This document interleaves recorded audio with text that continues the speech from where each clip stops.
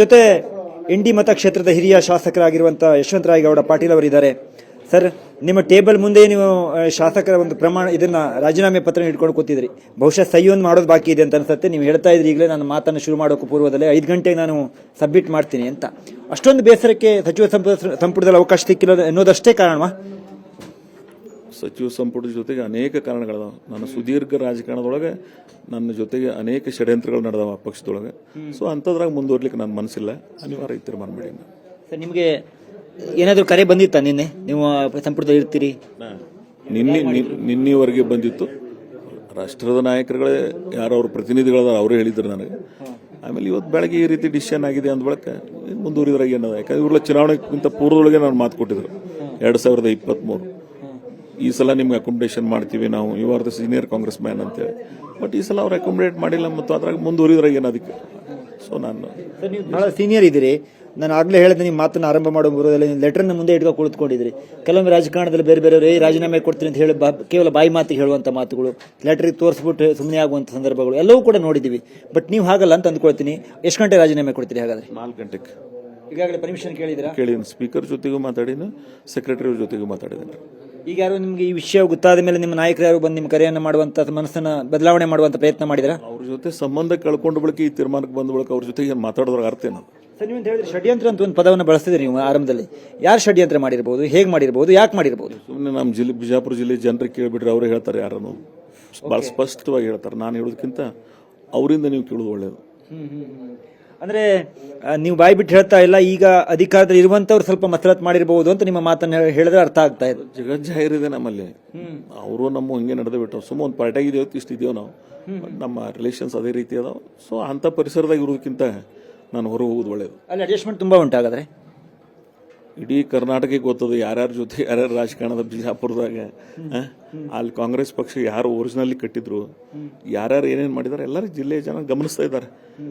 ಆಮೇಲೆ ಕಾಂಗ್ರೆಸ್ ಎಂಥವ್ರ ಕೈಯಾಗಿ ಬಳಸಬೇಕು ಅನ್ನೋದನ್ನು ನಿರ್ಣಯವನ್ನು ಪಕ್ಷದ ವರಿಷ್ಠ ಆ ರೀತಿ ತೀರ್ಮಾನ ಮಾಡಿದ ಬಳಿಕ ಅಂತಂದ್ರೆ ಮುಂದುವರಿದ್ರೆ ನನ್ನ ಮನಸ್ಸಾಕ್ಷಿ. ನೇರವಾಗಿ ಕೇಳ್ಬಿಡ್ತೀನಿ ಸರ್, ನಿಮಗೆ MP ಪಾಟೀಲ್ಗೆ ಸಂಬಂಧ ಚೆನ್ನಾಗಿಲ್ವಾ?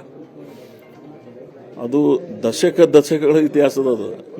ಅವರು ನಮ್ಮ ಸಂಬಂಧಗಳು ಪ್ರಶ್ನೆ ಬರೋದಿಲ್ಲ, ಹಂಗೆ ಇದ್ದೀವಿ. ಪ್ರಯತ್ನ ಆಗಿರ್ಬೋದಾ? ನಾವು ದ ವಾರ್ ವಾಸ್ ಡಿಕ್ಲೇರ್ಡ್. ಮುಂದಿನ ಅಸೆಂಬ್ಲಿಗೆ 28ಕ್ಕೆ ಅವಾರೇ ಬರಬೇಕು, ಇಲ್ಲ ನಾರೇ ಬರಬೇಕು. ಹೌದು, ನೇರವಾಗಿ ಹೇಳ್ತಾ ಇದ್ದೀರಿ. ಭಾಳ ಸ್ಟ್ರೇಟ್ ಫಾರ್ವರ್ಡ್ ಅದರಾಗಿ ನಾನು. ಸೊ ಈಗ ಅಂದ್ರೆ ಅಂತಿಮವಾಗಿ ತಪ್ಪೋದ ಕಾರಣ ಅವ್ರು ಇರಬಹುದು ಅಂತ ಈ ಮಟ್ಟಕ್ಕೆ ನಾನು ಹೇಳಿದ ಬಳಿಕ ನೀವು ಊಹಿಸಬಹುದಲ್ಲ. ಸೊ ಹಾಗಾದ್ರೆ ನಿಮಗೂ ಈಗ MP ಪಾಟೀಲ್ಗೆ 28ರಲ್ಲಿ ಬಾರಿದೆ. ಕಾಂಗ್ರೆಸ್ ಬಿಡೋದಿಲ್ಲ ಅಥವಾ ಬಿಜೆಪಿ ಸೇರ್ತಿರೋ, JDS ಹೋಗ್ತಿರೋ? ಅಂತರಾಳದ ಪಕ್ಷ ಆ ಸೆಕ್ಯುಲರಿಸಮ್ ಐಡಿಯಾಲಜಿಯಿಂದ ನಾನು ಇದ್ರಾಗಿದ್ದೀನಿ.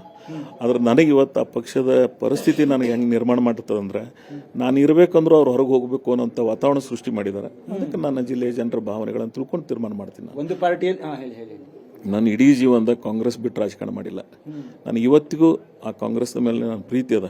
ಆದ್ರೆ ಕಾಂಗ್ರೆಸ್ನಾಗ ಇಂಥವ್ರನ್ನೆಲ್ಲರೂ ಇರೋದ್ರಿಂದ ಇವ್ರ ಜೊತೆಗೆ ಇರ್ಲಿಕ್ಕೆ ನನ್ನ ಮನಸ್ಸಿಲ್ಲ, ಅನಿವಾರ್ಯ. ಕಾಂಗ್ರೆಸ್ ಬಿಡುವುದು ಕೂಡ ಅನಿವಾರ್ಯ ಅಂತ ಹೇಳ್ತಾ ಇದ್ರು. ನಾನು ಬಿಡ್ತಾ ಇಲ್ಲ, ಅವರೇ ಬಿಟ್ಟು ವಾತಾವರಣ ಸೃಷ್ಟಿ ಮಾಡಿದಾರೆ ಅವರು. ನಾನು ಕಾಂಗ್ರೆಸ್ ಎಂದೂ ಬಿಡಬಾರ್ದ ಭಾವನೆ ಇತ್ತು. ನಾನು ಕಟ್ಟಿದ ಪಕ್ಷ ಅದ. ನನ್ನ ಫಾದರ್ ಹಿಡಿದು 2nd ಜನರೇಷನ್ ನಾವೆಲ್ಲ ಅಲ್ಲಿ. ಆಮೇಲೆ ಸೆಕ್ಯುಲರಿಸಮ್ ಮೇಂಟೈನ್ ಮಾಡಿದೀವಿ ನಾವು, ನಾಟ್ 100% ಐಡಿಯಾಲಜಿ ಮೇಲೆ ರಾಜಕಾರಣ ಮಾಡಿದೀವಿ. ಆದ್ರೆ ಅವರೇ ನನಗೆ ನಿಮ್ಮಂಥವ್ರ ಅವಶ್ಯಕತೆ ಇಲ್ಲ ಅಂದ ಬಳಿಕ ಬೇರೆ ಮಾರ್ಗ ಇಲ್ಲ. ಯಾರ್ದು ನೇರವಾಗಿ ಫಾಲೋವರ್ ಅಲ್ಲ, ನೀವು ಹೇಳಿದಂತೆ ಕಾಂಗ್ರೆಸ್ ಫಾಲೋವರ್ ಅಷ್ಟೇ ಅಲ್ವಾ? I am the follower of Congress ideology. ನಿಮ್ಮ ತಂದೆಯಿಂದ ನೀವು ರಾಜಕಾರಣಕ್ಕೆ ಬಂದ್ರಿ, ನೀವು ಕ್ಷೇತ್ರದಲ್ಲಿ ಜನರ ಜೊತೆ ಬೆರೆತು ಬಂದಂಥವ್ರು. ಈ ರಾಜ್ಯ ರಾಜಕಾರಣಕ್ಕೆ ಬಂದಂಥ ಸಂದರ್ಭದಲ್ಲಿ ಸಿದ್ದರಾಮಯ್ಯ ಅವರಾಗಲಿ, DK ಶಿವಕುಮಾರ್ ಆಗಲಿ ಅಥವಾ ಇನ್ಯಾರೋ ನಿಮ್ಮನ್ನು ಕೈ ಹಿಡಿದು ಬೆಳೆಸಿದಂಥವ್ರು ಅಂತ ಹೆಸರನ್ನು ಹೇಳೋಕೆ ಯಾರೂ ಇಲ್ಲ. ಅವರೆಲ್ಲರೂ ನಮ್ಗೆ ಸಹಾಯ ಮಾಡಿದ್ದಾರೆ ಬೇರೆ ಬೇರೆ ರೀತಿಯೊಳಗೆ. ನಾನು ಅದನ್ನಿಲ್ಲ ಅಂತ ಅನ್ನೋಂಗಿಲ್ಲ. ಆದ್ರೆ ಇದು ಏನು ಮಾತು ಕೊಟ್ಟಿದ್ರು, ಈ ಮಾತಿನ ತಕ್ಕ ಅವ್ರು ನಡೆದಿಲ್ಲ. ಅನಿವಾರ್ಯವಾಗಿ ನಾನು ಬೇರೆ ಮಾರ್ಗ. ಎಲ್ಲರೂ ಇದ್ರು. ಅವರು 2023 ಯಾರ್ಯಾರು ರಾಷ್ಟ್ರದ ಮತ್ತು ರಾಜ್ಯದ ಎಲ್ಲ ನಾಯಕರುಗಳು ಇದ್ರು, ಎಲ್ಲರೂ ಕೂಡ ಕೊಟ್ಟಿದ್ರು. ಇವತ್ತು ಅವ್ರು ಉಳಿಸ್ಕೊಂಡಿಲ್ಲ. ದಿಲ್ಲಿ ಪ್ರತಿನಿಧಿಗಳೇ, ನಮ್ಮ ಕಾಂಗ್ರೆಸ್ ಪಕ್ಷದ ಪ್ರತಿನಿಧಿಗಳದಾರ, ಅವರೇ ಹೇಳಿದ್ರು. ಇವತ್ತು ಬೆಳಗ್ಗೆ ಈ ರೀತಿ ಡಿಸಿಷನ್ ಆಗಿದೆ, ಮತ್ತೇನು ಮಾಡೋದು, ಅನಿವಾರ್ಯ. 100%, not 99. I never go back. Thank you, sir. ಇದು ಯಶವಂತರಾಯಗೌಡ ಪಾಟೀಲ್ ಅವರ ಮಾತು. ಕ್ಯಾಮರಾ ಪರ್ಸನ್ ಗುರುಮೂರ್ತಿ ಜೊತೆ ರವಿಶಂಕರ್, ಮೇಷನ್ ಸುವರ್ಣ ನ್ಯೂಸ್, ಬೆಂಗಳೂರು.